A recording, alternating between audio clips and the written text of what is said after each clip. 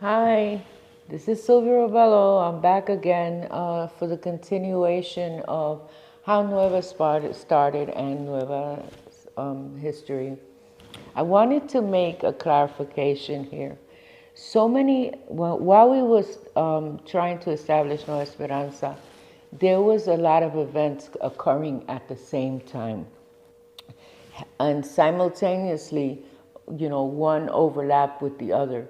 So just so that you'll see, it just didn't happen one after the other. Some of them happened all at the same time. So I'm just saying that out of clarification. So to continue where we left off, I'd like to go back a little bit and say something about La Espina. The, it was called La Espina, the Thorn, the newspaper that we published at least once a month, where we would hold the city accountable for a lot of the things that were occurring down in South Holyoke. So at one of those, I guess the mayor at the time, or Mayor Ernest Prue, was kind of angry at us because we continued to, make sure that everybody was dotting their I's and crossing their T's, and making sure that South Holyoke wasn't the target of all this demolition and all this destruction that was going on. So when that woman in the flats died, Carlos decided to have a protest and a march up to City Hall. And he asked me to be part of it, and we organized the community to have this march. Carlos got a hold of a casket. I don't know how, but they decided to include it. That day I couldn't make it. Of course, I have so many other commitments, but they marched. And they marched up to City Hall, all through the streets. A lot of the community attended, a lot of people attended, and they were carrying this casket with them.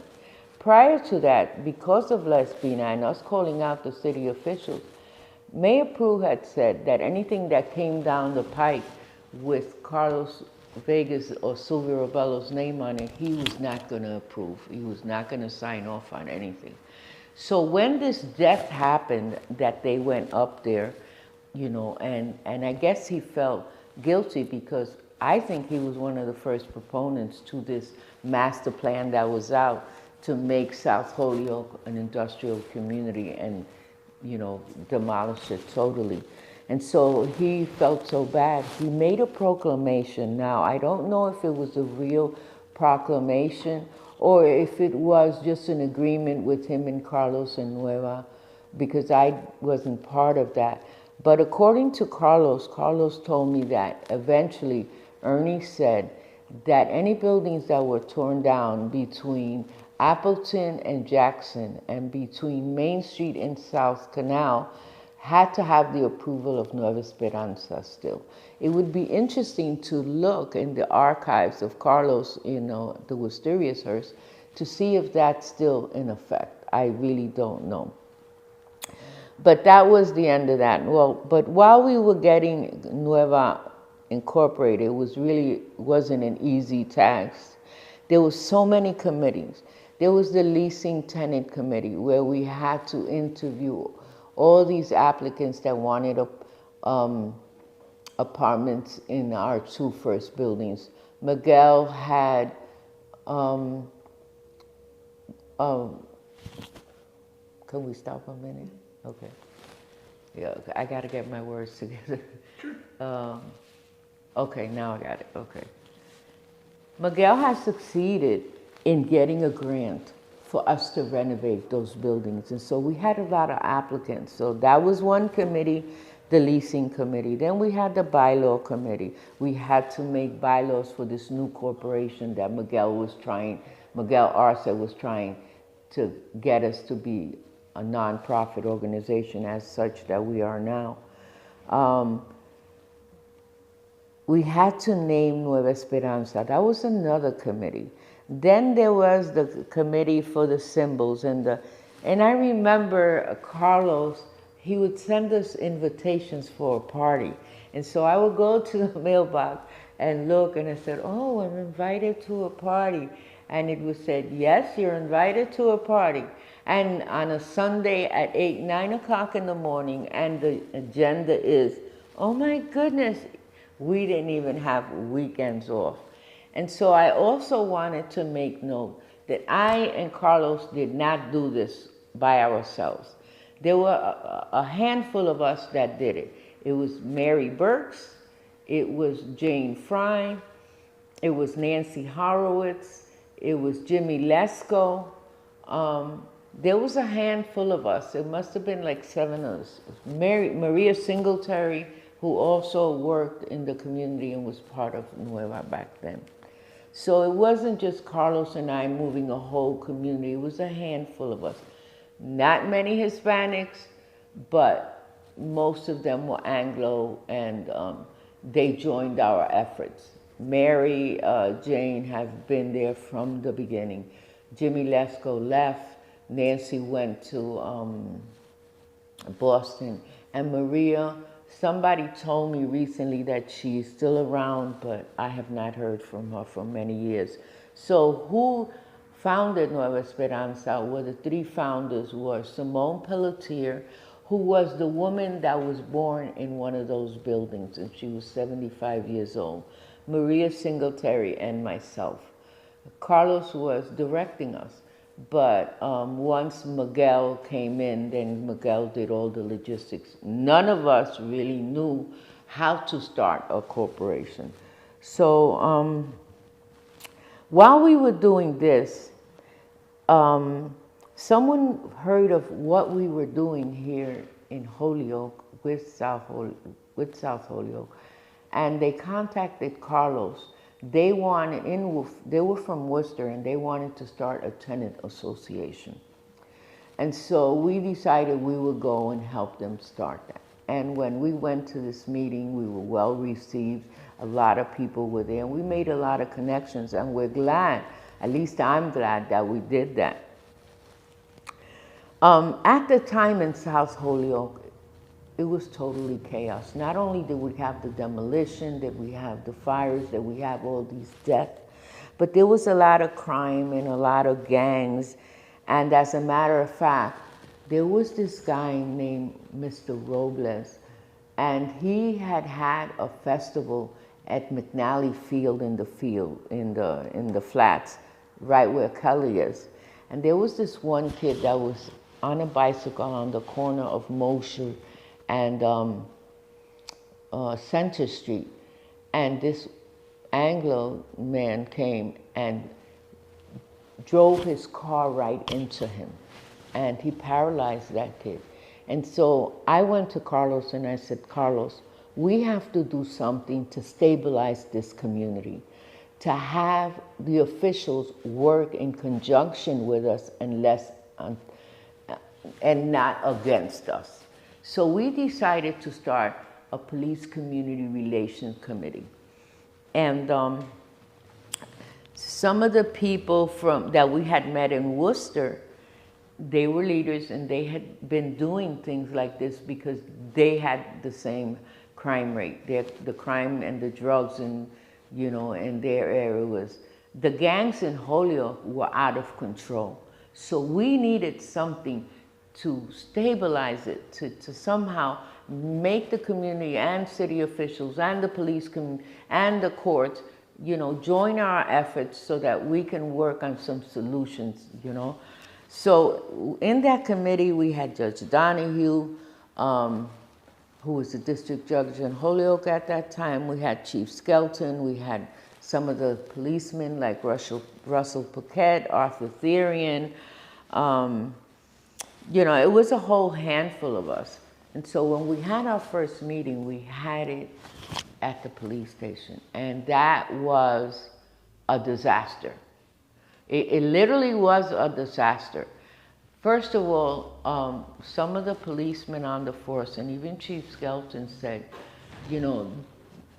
these leaders from Worcester had come in and were giving us advice as to what we should do. And they didn't like that. They didn't like that these people from Worcester were telling us what to do. It got so bad that one of the policemen, Arthur Therian, I'll put it out there, he took out a gun. And, you know, it's like that was the end of that. You know, it never really got off the ground. And it was sad because we needed that.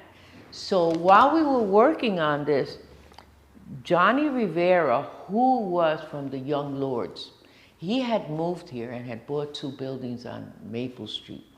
And so he wanted to start a chapter of the Young Lords here. The Young Lords in New York were already dying off, okay? So he approached me and I said, you know, that's a good idea. Let's try and see, you know, if we can somehow work with the community in these gangs, you know, and work with the police station. So again, I went to Chief Skelton, and Chief Skelton says, I personally would not endorse it because I don't want a vigilante group to come in and start more chaos than we already have. Now, if you can get the approval from the city council, then I will approve it. So I went before the city council and asked for approval. The first thing they asked was that if I had the approval of Chief Skelton and the police department. And I said, no, he doesn't want to do it, but he said that if you approve it, then he would go with it. And they said, no, I'm sorry. What do you want to be, a martyr? That's exactly the way they said, what they said to me. That if I wanted to be a martyr, I said, no, I don't want to be a martyr. I'm just a concerned citizen who has a love for South Holyoke. And I really don't like what's going on. So that ended that too. So all our efforts were like for nothing because, you know, and it was really devastating to me because, you know, here we are working, you know, as much as we can, you know, like I worked day and night. I had my family. By then I wasn't in school anymore, but I was the clinician for Gandara, you know, and it was difficult. But to me, South Holyoke was optimal. I devoted all my time and my efforts, so much so that even my family was, you know, I was neglecting my family. So in an effort to continue to unite the community, I decided to have a multicultural festival in Springdale Park to bring all the cultures together. I didn't want it to be a Hispanic festival. I wanted it to be a multicultural festival so that somehow the community, the city of Holyoke could unite, regardless of whatever culture or ethnic group you're from, you know? And it was somehow a success. But it didn't continue. Again, I only was able to do it one year. Then there was the issues of the buses for the kids in school. We were living in Lyman Terrace. I was living in Lyman Terrace raising my kids, and my kids came to me and said, Ma, they took off our bus to go up to school at Lynch. Two of them were at Lynch. And so they had to go from Lyman Terrace, which is just below High Street, all the way up to Northampton Street where Lynch was. And so I called and I said, that's ridiculous. In the winter, you know, that's all uphill and you guys are gonna have to walk in the snow all the way up 2 miles without a bus. So I called Judge Counter, which was the superintendent of schools at the time. And I had worked with George in the back with some other incentives in the city. And so I asked George, I said, why did you take the buses away from the kids in Lyman Terrace? And he says, because we can only have buses for the kids that are gonna be bused and are 2 miles away. And you're 1.9 miles away. I said, that's ridiculous. So my kids had to walk from Lyman Terrace to the Flats, which was just 2 blocks away, to be able to get the bus. So one day, my son came to me. He says, Ma, why is it that the kids up the hill that only live 2 or 3 blocks away get bused? I said, what? And you're 2 miles away and you don't get bus? That's ridiculous. It may be, I don't know who measured that distance, but 1.9, depending on how you go, is not correct depending on how you go. You know, I can drive and it could be over 2 miles. That is just not fair. So I went back to George County and I said, you either do something about this or I'm taking this to court. You know, because you're zeroing in on just a sector of the community. And so he decided to give the kids back at least the bus for the winter months, you know, and in March it would stop again. But at least my kids wouldn't have to walk up the hill. So to me, that was a victory. You know, I was able to make sure that my kids were safe during the winter. You know, in the summer, in the spring, hey, they can very well walk, you know, but it was a matter not only of safety, but, you know, making our kids warm, you know, making sure that they get there in a condition. I mean, after you walk 2 miles in the snow, uphill, how much do you really want to work? How much do you really want to go to school? You know? So, okay, that was another thing. Then, while doing Nueva Esperanza and us trying to get incorporated and Miguel doing all the work, I found out that where I lived at Lyman Terrace, the Section 8 subsidies had expired. Because Section 8 subsidies are only for 20 years. So they had expired and they was planning to sell the units to the tenants for $1 or demolish it. So I went to Miguel and I said, Miguel, this and this and this is happening at Lyman Terrace and I want to stop it. He says, the first thing you have to do is find out if there's a tenant association. And if there isn't, then you have to start one. So I went around and asked, is there a tenant association? Is there a president? And everybody told me no. Later on, I did find out that supposedly somebody was president and they did have one, but no one came forward. So I decided to start one. And I was president of that. And I appointed Robin Therian, who was a very smart woman and also lived in the projects. And so we fought. And we fought to get the sections back into the state, into the projects. Lo and behold, we found out that Mayor Prue had put an illegal cap on any subsidies coming into the city. And so that's why they did not renew its contract, okay? So we fought that all the way up to Washington, and we were able to save, in the beginning of the 80s, we were able to save Nueva Esperanza. I mean, not Nueva Esperanza, excuse me, Lyman Terrace from demolition or for, you know, because I had also told Carlos, you know, I think it's a good idea if the tenants can buy their units for $1. He says, yeah, it is a good idea. The problem is that most of these tenants are on a fixed income and they couldn't afford the upkeep, you know, and the overhead costs, and eventually they would lose them. And then, you know, that's exactly their plan, you know. So it was better to get their sections back, which we did. But then when I came back, and then in the meantime, I had to leave. My kids were, you know, in the late 80s, my kids were getting lost. You know, I was neglecting my family. My kids were running loose in the streets. The crime was prevalent, you know. And I said, you know, this is not worth it. You know, I love the community, but my family should be first. And so by then my kids were growing and some of them had already left and I had one child left. And I said, well, I don't want this for my son, you know. I had to quit because I was pregnant for him and had just had him. I had to quit UMass, just like I had to quit Lehman College in the Bronx to come here. And so I still hadn't finished my education. So I decided to move out and I went to Palmer. Oh my goodness, that was a nightmare. I went to Palmer, I was always in Holyoke. You know, I went through like 3 or 4 cars because I was always in Holyoke. I missed Holyoke so much. So I decided to come back to Holyoke and I said, well, let's start this all over again, you know. And I went to live in Sonoma and my apartment was $700, back in the 80s, it was $700 a month on a 5th floor and it was too much. So I had 2 jobs. I was working with Gandara, and when I would get out of my job at Gandara, I would go up to Stop and Shop and work as a cashier there.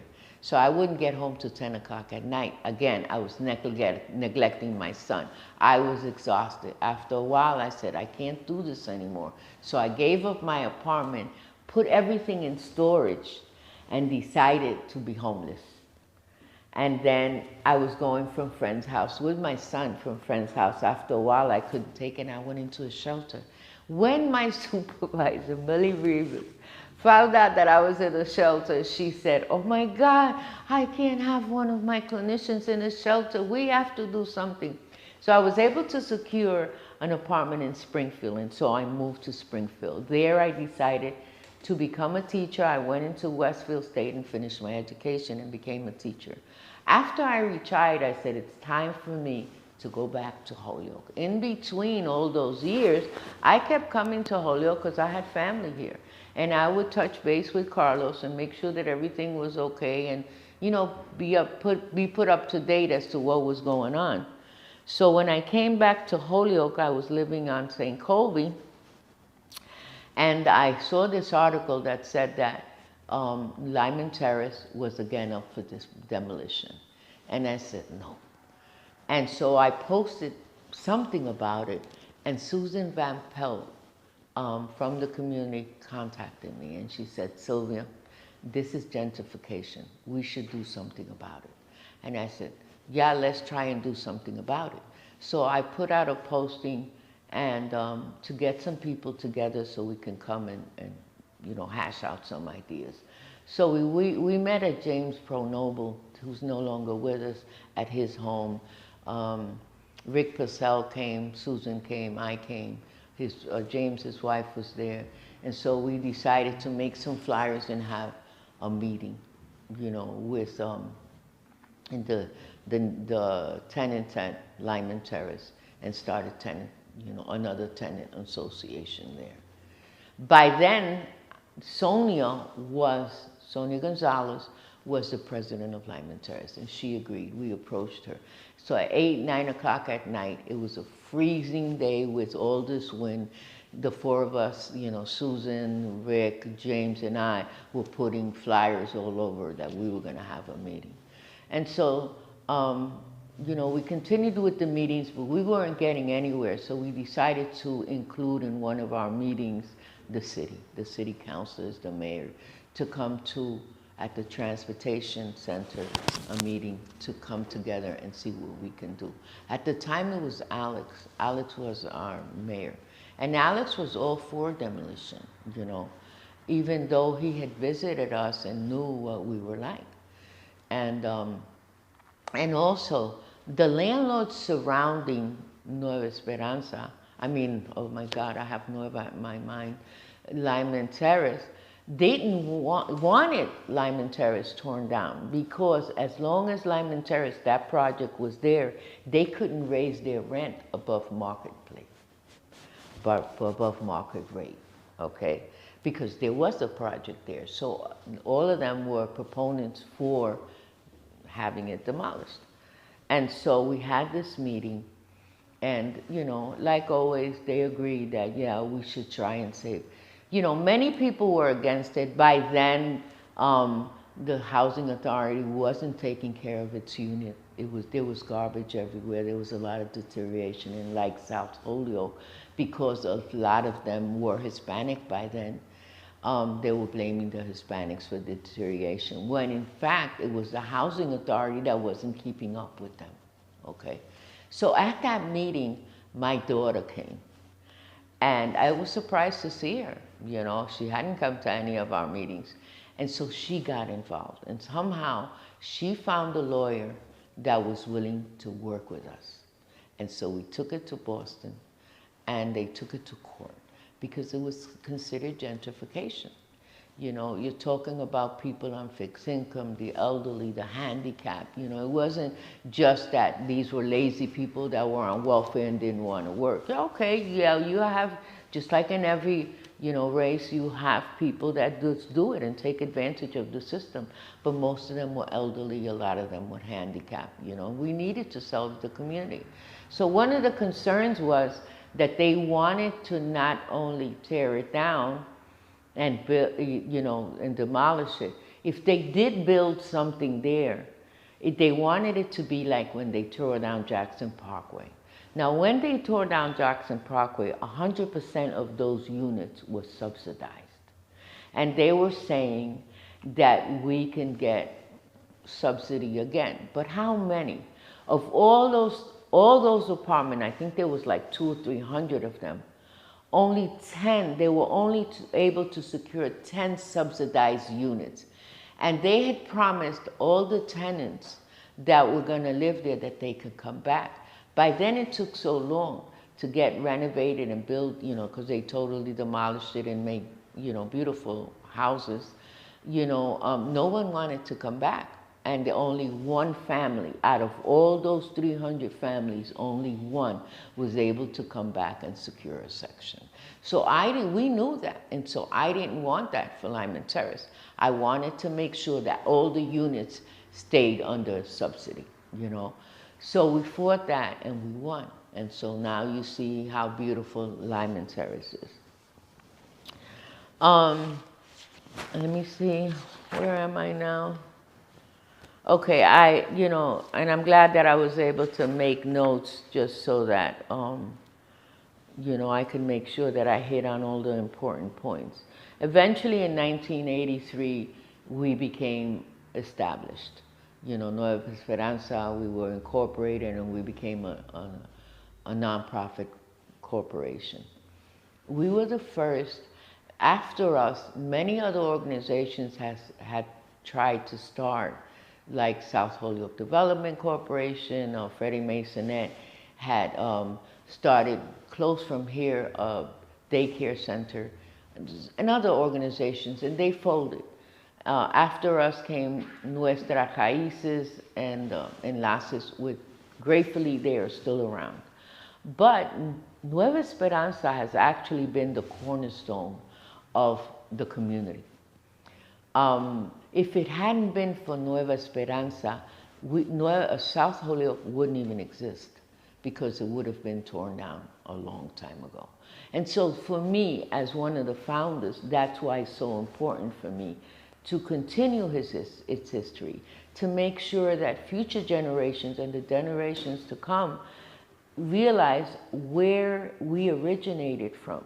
We cannot move forward until and what we're going to do in the future if we don't know what our past was. Like, we wouldn't be here if it wouldn't be for our forefathers, for your mother, for your father, and what they did and sacrificed to have this possible. So that's why it was important for me to tell the story of Nueva Esperanza through my eyes, of course, because, I was a parent, sometimes single. Again, I left my husband and I was single. And the later part of my years, I raised my children by myself, struggling, and it wasn't easy. There was so much that I was into. I was like a butterfly. I was everywhere. I wanted to help with everything. And at that time, it was feasible. Now I'm older, and I still want to be in everything, and I can't. But it's important that we keep our history alive. I forgot to mention why we named Nueva Esperanza the name it's got. Because of the mural that I had done on Polito's store that said "Save Our People," we had a mission to start thinking about what we could name it, So there were many suggestions, and then Maria Singletary decided, why don't we call it Nueva Esperanza? Esperanza means new hope, Esperanza means hope. In English, it would be New Hope. Eventually, we did start a for-profit corporation called New Hope that was a subsidiary of Nueva, in which I became president. That fell through also. But we decided, okay, Nueva Esperanza is a good name because it gives everybody new hope. And then we needed a symbol or a mascot, and we decided on the phoenix. Why? Because the phoenix rises from the ashes and the fire, just like Nueva Esperanza We rose from the fires. We rose from the ashes. So that's why we have the name we have, and also why we have the symbol and mascot of the phoenix. It's important that all of this continue, you know. But I want to say that none of this was possible, again, without the help of those people in the community like Mary Burks, Jane Fry, Nancy Horowitz, Jimmy Lesko, Maria Singletary, Carlos, myself, Miguel, Kenneth Cody, who eventually became a lawyer and then a judge in, he was our lawyer. And he became a judge in Westfield. He was a district judge in Westfield. They worked from us, helped from the beginning with us, laying that foundation. You know, I feel so proud as one of the founders of Nueva, you know, and seeing it go as a baby, just crawling into now what it is today. You know, I also want to thank the organizations, and forgive me if I don't remember everybody, I'm getting old here, you know, but who played pivotal roles in the rising of Nueva Esperanza was Valley Opportunity Council, was Brightwood Development Corporation, and a whole community supporting us, okay?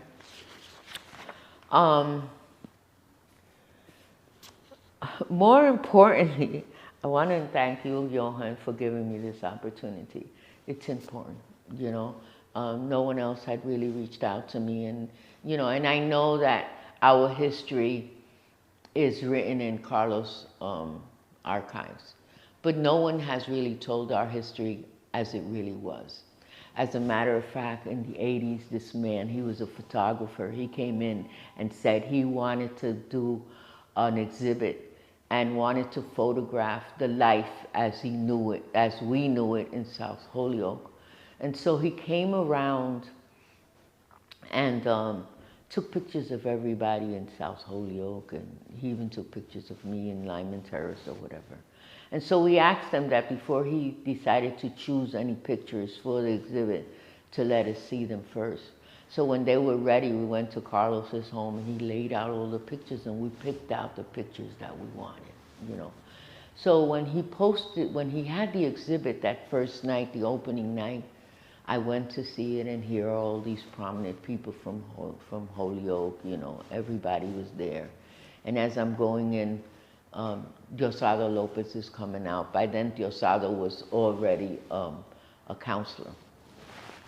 And he says, Sylvia, don't go in. I said, why? He says, it's embarrassing. I said, what do you mean it's embarrassing? He says, I'm telling you, don't go in. He put us in a bad light. So I said, you know, when you tell somebody not to do something, that's when they want to do it. So I decided to go in anyway. And there was these pictures across that room, you know, and the first one looked nice. It was pictures of kids or whatever. And then as the exhibit, you know, progressed, the pictures started getting worse.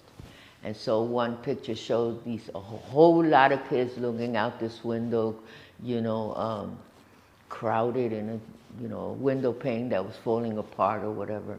Then the next picture was of this guy that used to hang out here on Main Street in South Holyoke, who walked around all the time without a shirt, you know, and it was like he was saying to us, you know, we're savages. You know what I mean? Like all he needed was a bone on his nose, you know, to say that he was indigenous or whatever, you know, like we were still savages.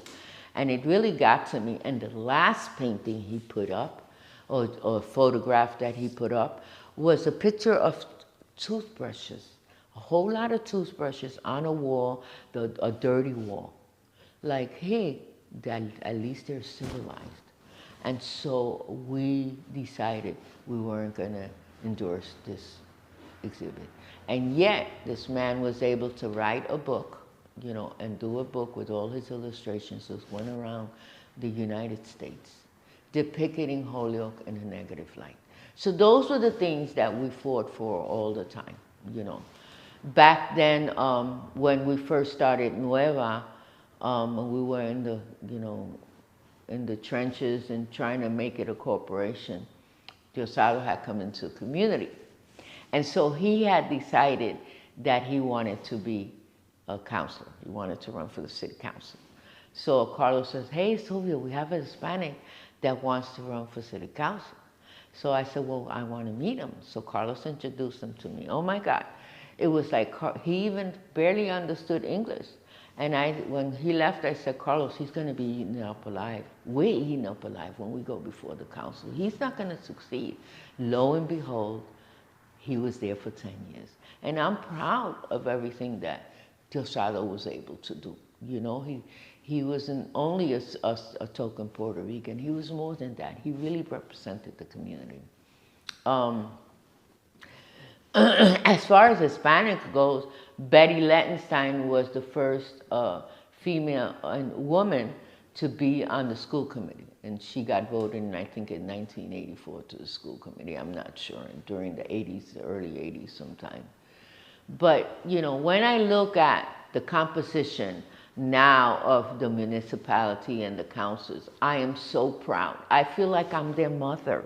You know, I mean, I'm coming from a time when the council had no Hispanics. We in South Holyoke and the Flats really didn't have any representation. We had no voice, you know, so Nueva gave us that voice. You know, our organizing gave us that voice, but it wasn't enough, you know. And so now to see the council with Hispanics like Juan, you know, Jenny and other Hispanics that are on the city council, I feel very proud. You know, it's like we gave birth to this. You know, it's like I feel they're all my kids. And more importantly, our mayor, Josh Garcia, who was part of Nueva with, when he was part of the Arcoiris program with Jose, you know. So it's like, I'm proud, you know, I stand here proud of everything that Nueva has done. I get choked because we come from nothing. And to see everything that Nueva is done and is doing, it's more than amazing to me, you know. And so thank you, Johan, for letting me have this experience, you know, of telling the true story how I see it, you know. In closing, I not only want to say goodbye, but I'm talking with Johan about maybe continuing this, not the history, but maybe in a different aspect, so that the community and our organizations and the things that are being made available to the community is more transparent, you know. So look forward to that, and I hope you enjoyed it, me and my crazy self. You know, I just wanted this to be heard. I hope you enjoyed the experience, and who knows, there may be something else coming down the pipe. Good night. Bye.